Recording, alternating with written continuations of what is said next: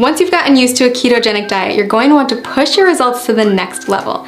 So if you've got your grocery list and your meal planning under control, then it's time to start thinking about intermittent fasting. And okay, before you press pause at the dreaded fasting word, hear me out. Intermittent fasting, also known as IF, is one of today's hottest topics in the diet and wellness communities. And for good reason. If you do it correctly, IF can be an insanely powerful tool for accelerating fat loss and breaking through frustrating weight loss plateaus. Now, it's not essential that you commit to IF while on keto.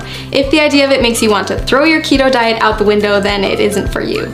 But if you're up for another adjustment with the potential to ramp up your weight loss and turn you into a fat burning machine, then keep watching. IF basically boils down to two terms: feeding and fasting. You're in a feeding state when you're eating, and all the times in between you're fasting. Easy, right?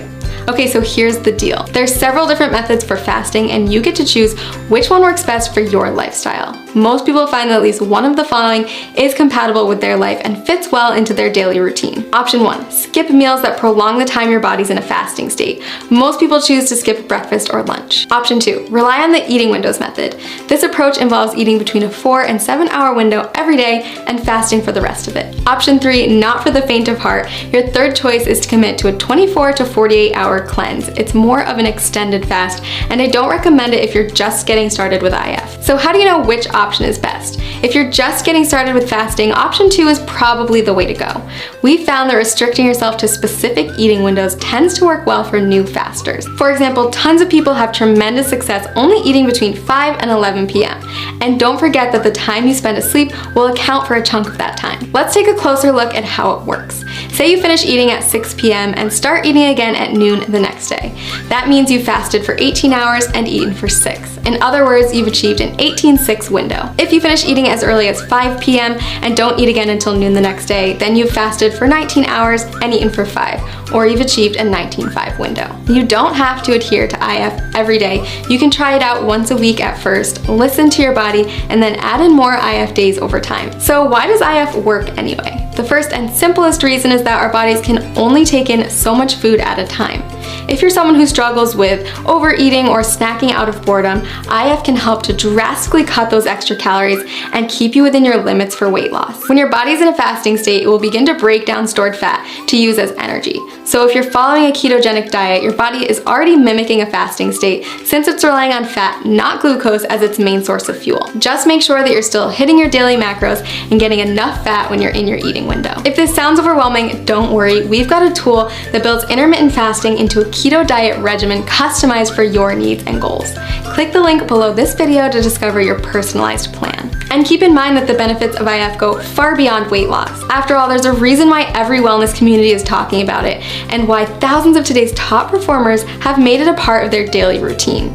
People who practice fasting on a regular basis reap tremendous health benefits in many areas, not just by turning their bodies into maximum fat-burning machines. Nobel Prize winner Yoshinari Asumi discovered that fasting can trigger autophagy, which is essentially a deep cleaning process for your cells. Autophagy helps to stop the aging process, reverse disease, and prevent cancer. It's basically the body's way of cleaning out cells by recycling non-essential components like damaged proteins and getting rid of invading microorganisms and toxic compounds. Like most complex mechanisms, your body needs a break from feeding, so it can focus on performing these other functions instead. Not only does fasting trigger autophagy, it also increases the number of ketones in your bloodstream more than a keto diet alone will do.